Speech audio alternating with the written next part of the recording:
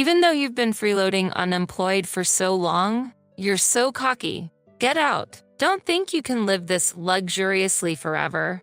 As I lifted my face from the laptop I had been working on at the dining table, a sharp pain shot through my neck. Ouch, that's hot.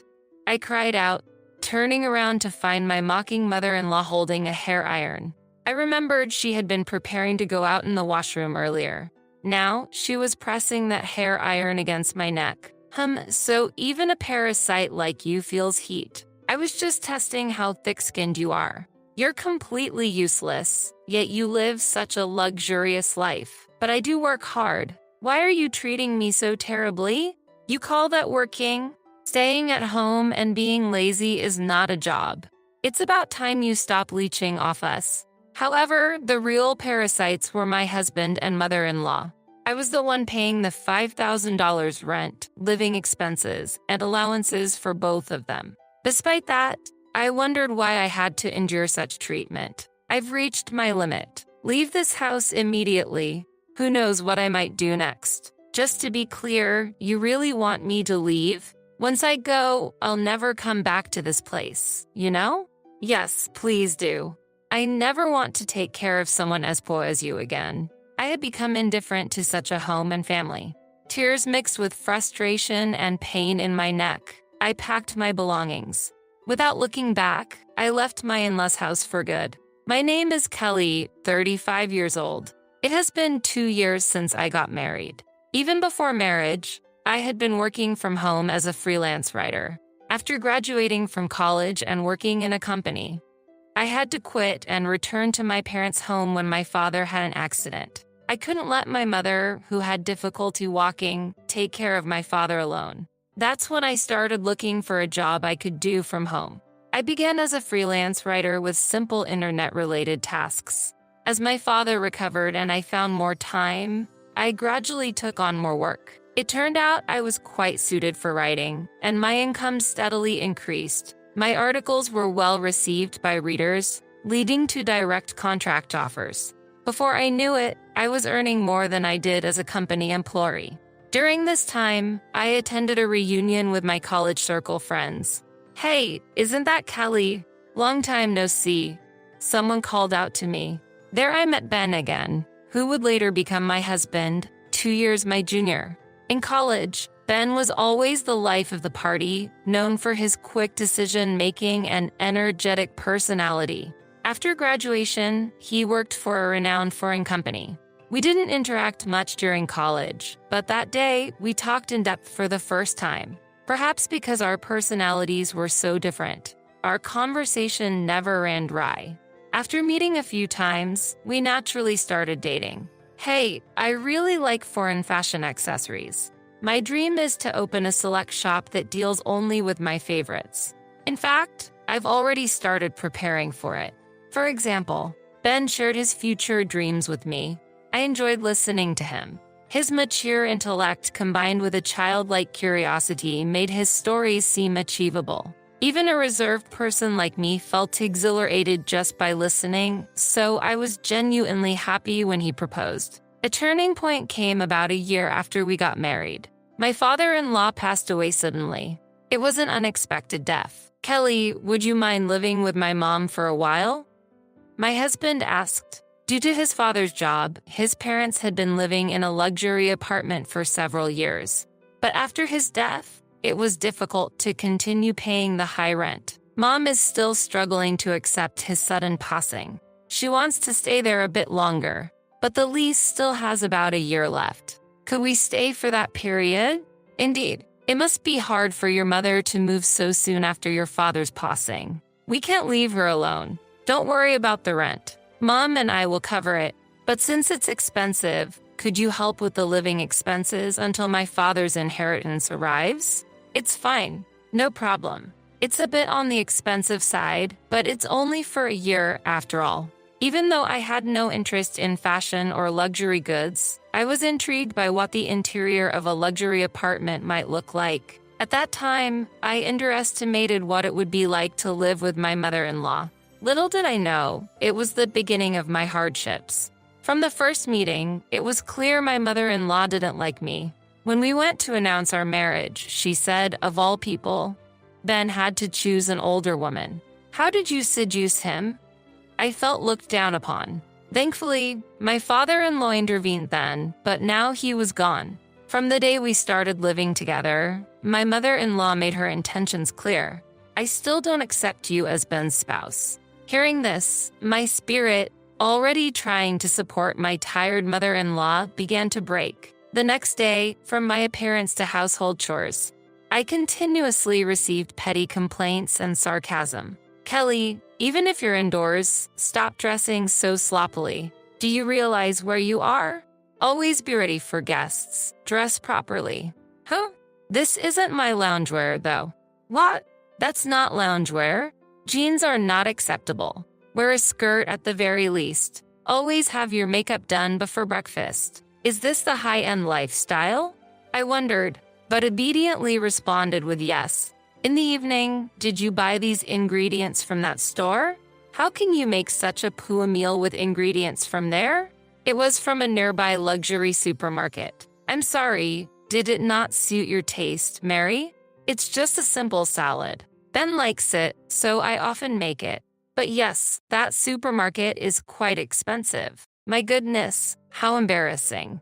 Act in a way that doesn't bring shame to our family. You never know who's watching. She sighed deeply, shaking her head in disappointment. At that moment, I made a firm vow to myself. I would do everything in my power to be recognized by my mother-in-law. From grooming to cooking skills, I worked hard every day. However, her critical eyes never softened. Initially, I took her sarcasm and cold words lightly, but they gradually began to feel crushing. I felt invalidated, powerless.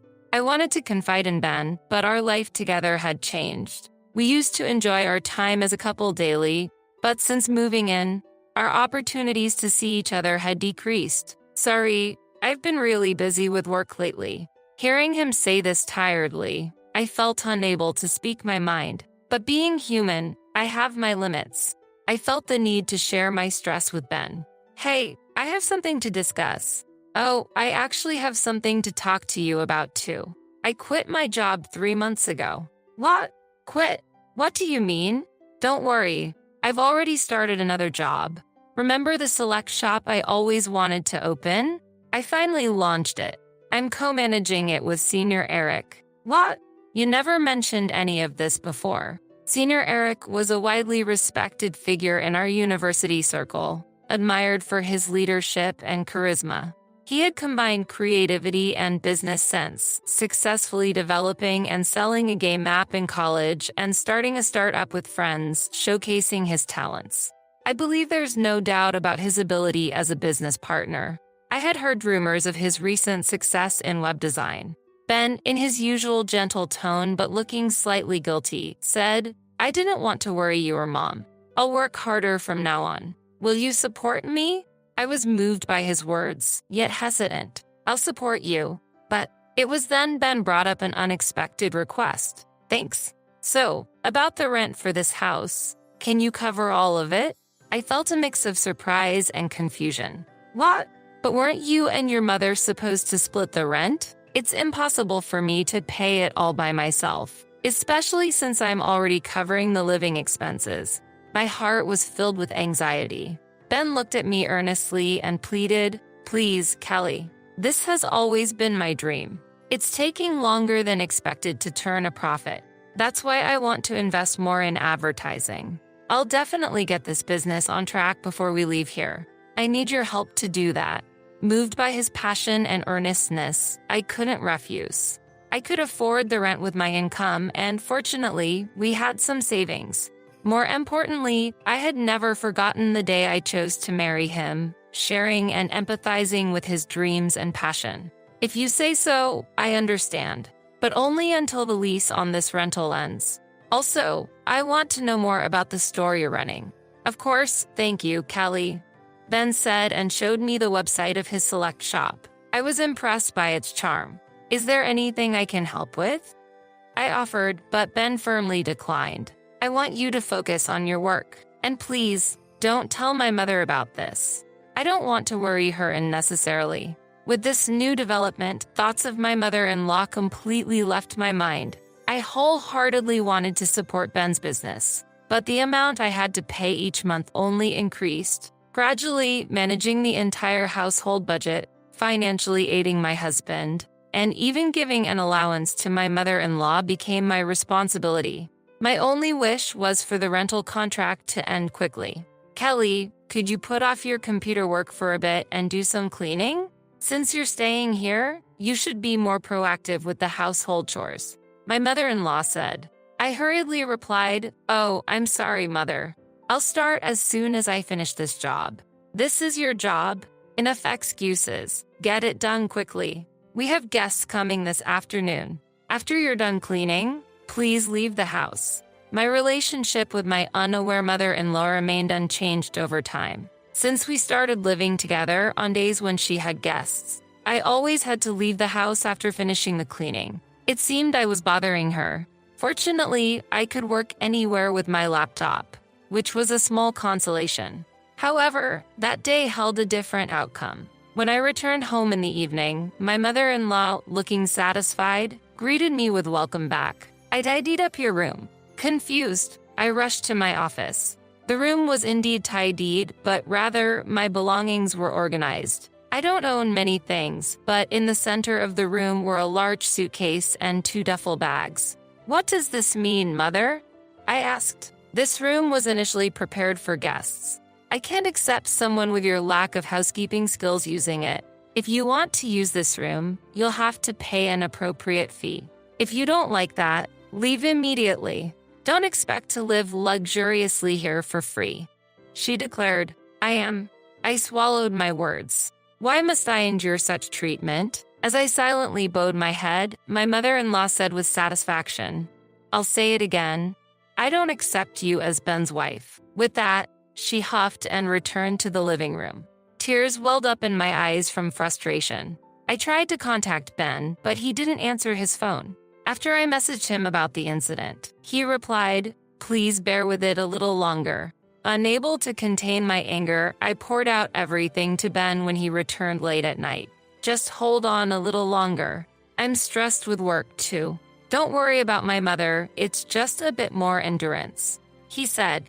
"I'm paying the full rent, and now she wants me to pay for my room too.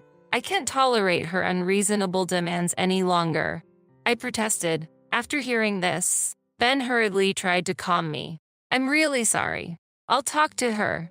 Once we leave here, you won't have to see her again. Please, just bear with it for a little while longer," he pleaded. "Soon. And then, I'll never have to see her again." Ben's words slightly eased my anger. The next day, Ben seemed to be talking to his mother before he left. We had breakfast together, but there were no usual sarcastic remarks from my mother-in-law. Since my room was tidied up, I decided to continue working at the dining table. "Are you leaving today?" At my mother-in-law's words, I looked up from my computer. Instantly, I felt a sharp pain in my neck. "Ouch, that's hot," I screamed, turning around to see my mother-in-law standing there with a smirk, holding a hair iron. "What are you doing?" I exclaimed. That was all I could say as I held my painful neck and rushed to get a cooling pack from the fridge. Thinking back, my mother-in-law had been getting ready to go out in the washroom earlier. She had used the hair iron she was holding against my neck. "Oh, so you can feel the heat too. I wanted to see how thick-skinned you are. Living such a luxurious life, yet so useless. I work hard too. Why would you do something so terrible? Working? You're just using your at-home job as an excuse to slack off. Nothing but an unemployed person. It's about time you consider our situation and become independent," said my mother-in-law. In reality, I was the one bearing the rent and living expenses. Yet, I couldn't understand why I was being treated this way. Before I knew it, I was glaring at her. "What's with that look? The look of a poor person. I've reached my limit. Leave this house immediately. Otherwise, I don't know what I'll do next. Am I really allowed to leave? I won't come back here ever again, you know? Yes, that's fine. I'm fed up with taking care of poor people like you." Filled with intense pain and disappointment, I cried as I packed my things. Since my mother-in-law had already organized my belongings the day before, it didn't take long. I no longer cared what happened to this house. I left my in-laws' home without looking back. After receiving treatment at the hospital, I went to my usual cafe to calm down. The spacious table arrangement and quiet environment were ideal for focusing on work. As I was contemplating whether to contact Ben, I was suddenly approached. "Kelly, is that you?" To my surprise, it was Senior Eric. "It's been a while. How's Ben doing?" "Senior Eric, long time no see. Ben is in your care. I heard you were the co-owner. Sorry I couldn't greet you earlier," I replied as he furrowed his brow. "Co-owner? What do you mean?" "I just helped with the website design on Ben's request." "Really?" I was shocked. He lied then. "I heard you were the sponsor," Senior Eric said. I was surprised by this revelation. Ben had rented a different apartment and seemed to have worked hard for the first few months. However, he had others manage the inventory and shipping from the beginning. For the online shop's promotion, he didn't do it himself but paid for advertising services. I advised him to do it himself at first, but he insisted it wasn't the role of a businessman. He seemed too fixated on his ideal image of a business owner. As a result, there was no increase in foot traffic or sales, just mounting expenses. Despite this, he gave up too soon. According to Senior Eric, Ben is now deeply involved in internet business, paying high consultant fees. By the way, have you heard about your father-in-law's inheritance? There was quite a bit of debt, not as much as expected. But your mother-in-law is managing her share, so they're financially comfortable. Plus, he said with his wife's good income, even if he fails, they'll be fine. Really? But that funding is also running low. He's been living extravagantly, acting like a business owner, and sometimes treating his juniors.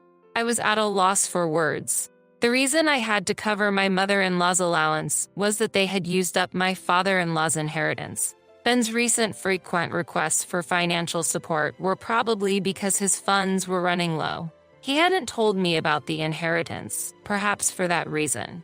Doubts connected with Senior Eric's words, and everything became clear. I got up unsteadily, thanked him, and left the cafe. Before I knew it, I was in front of my parents' house. Seeing me with my luggage, my father looked surprised. Tears overflowed as I saw the faces of my parents, who I had been holding back my sorrow from. "Tell us what happened. Your mom and I are always on your side." "That's right. You always try too hard on your own." Their warm words made me cry again. Then, crying, I told my parents everything. Ben's secrets, the terrible treatment from my mother-in-law, and the fact that I was bearing all the expenses for my in-laws' house. My parents were both outraged and cried with me. "There's no need to go back to your in-laws' house. Live for yourself from now on," my father said. His words deeply resonated with me.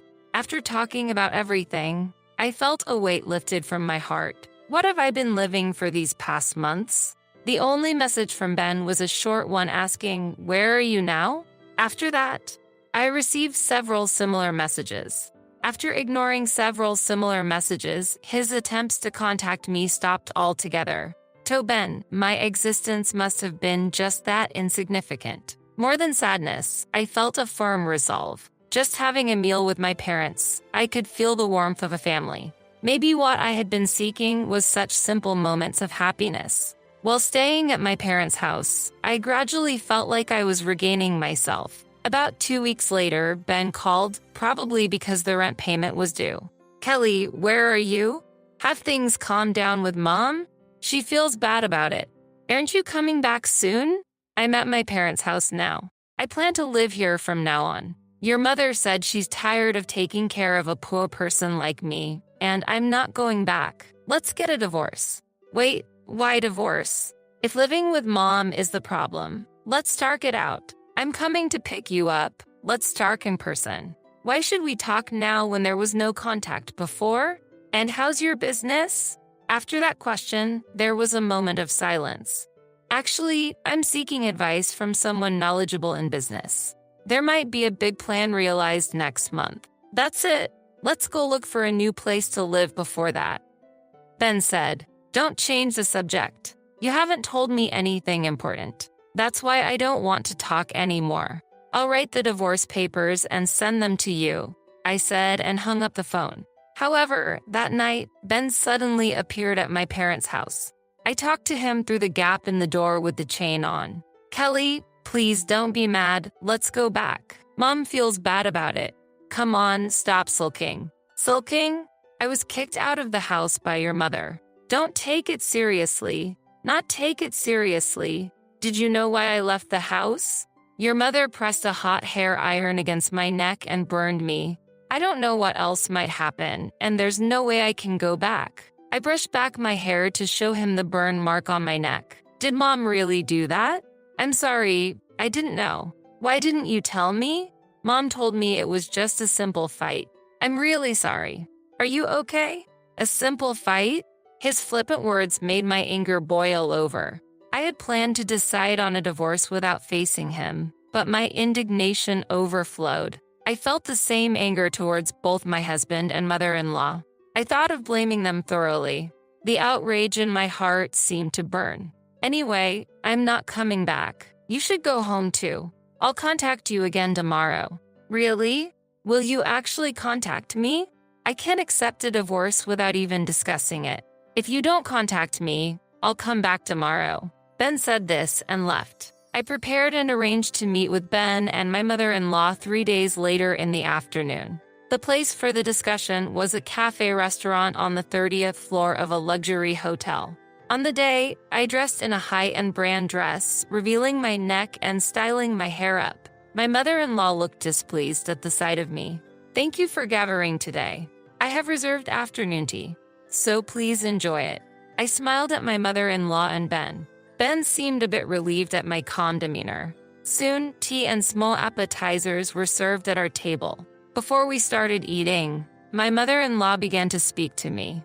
Kelly, I'm truly sorry about last time. I was wrong. Ben scolded me harshly. You'll forgive me, won't you? I didn't respond immediately and quietly continued eating my appetizer. Then, I turned my neck to show the burn scar. I can forgive you. Not until this scar fades. Also, are you aware that Ben quit his job? Ben shook in surprise. My mother-in-law looked at him in astonishment. What? What do you mean he quit?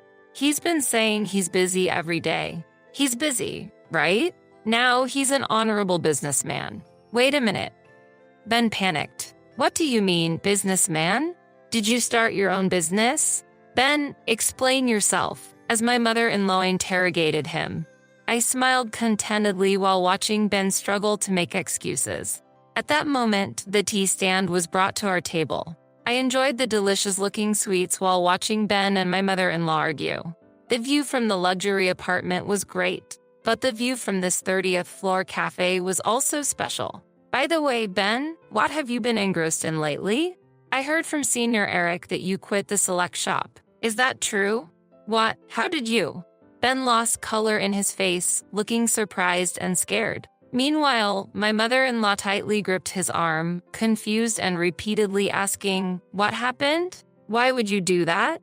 I know everything. Ultimately, you were more obsessed with being a successful person than a businessman, right? Despite having no business sense, you just impulsively went ahead and ended up spending all the inheritance your father left, didn't you? Wait, Ben, what does she mean by that? You used up all the inheritance? Could it be? My mother-in-law's voice was full of suspicion and anger. Yes, exactly. Ben has used up all your inheritance as well, right? So our household finances are completely depleted because of Ben. Hey, stop. Don't talk anymore. Mom, don't worry. I'll find a solution. Ben was frantically trying to control the situation. My Ben I believed in betrayed me so much. My mother-in-law's voice was filled with despair, and she leaned back on the sofa in shock. Her expression was clouded with despair, and she seemed unable to say anything more. I continued speaking calmly while pretending to be unaware. Mary, actually, I have been covering all the expenses for the house. Even the allowance you thought Ben was giving you came from my wallet. In addition to that, I've been paying for Ben's expenses while he's been gallivanting around as a businessman. No way. How could that be? Don't worry, Mom. With Kelly's income, we'll manage. Ben's true intentions were revealed. Don't joke. I heard you're getting into another business. We're already at the bottom, spending money and just playing around. Stop it now. My words were a bit harsh, but in that situation, it couldn't be helped. The cafe fell silent, filled with a heavy atmosphere. I finished the tea left in my cup in one gulp and declared, I can no longer take care of you two who are now penniless. You will need to take care of next week's rent payment. And regarding the divorce, let's proceed formally through a lawyer. As I stood up, I took out the divorce papers from my bag and placed them on the table. Ben pleaded tearfully, I don't want a divorce. Please, don't do this. But my mind was already made up. My mother-in-law's face was trembling with paleness. Kelly, wait, I'm truly sorry. I had no idea. Without you, we can't survive. Kelly, help us. We're family. The word family coming out at this moment was unexpected, but it was too late. You said before that you didn't accept me as family, didn't you? Mary, as compensation for the burn, I would like you to start with this payment. I hope you still have this men's allowance. Saying that, I left the two of them in the hotel. Ben remained silent, ultimately saying nothing. Looking up at the high-rise floors from the ground, I hope they felt the sensation of being cast down from heaven to earth, marking the end of my revenge. Afterward, we got divorced. Ben resisted at first, but when I threatened to report my mother-in-law to the police, he quickly agreed. I thought I couldn't forgive my mother-in-law, but her disappearance from my sight would erase her from my memory. As long as they stay out of my life, that's enough. For that reason, I demanded a substantial amount from Ben for emotional distress. Later, they apparently moved to a cramped apartment. However, the relationship between my wasteful ex-husband and betrayed mother-in-law seems strained. Aiming for independence, my once arrogant mother-in-law is now reportedly doing part-time cleaning work. I couldn't help but laugh at the thought of that scene. Currently, Ben is struggling with debt and working multiple part-time jobs at night. It seems that working as an employee was more suited to his true nature. The active personality of Ben that I once found attractive was, from another angle, just impulsive and shallow foolishness. Living in the luxury apartment and the inheritance from my father-in-law must have revealed his flaws more clearly. I continue to work actively from my parents' home. I met with Senior Eric later and conveyed to him the details and my gratitude. He appreciated my writing skills, and now I am receiving work from him. For the time being, I plan to focus on living for myself with my parents.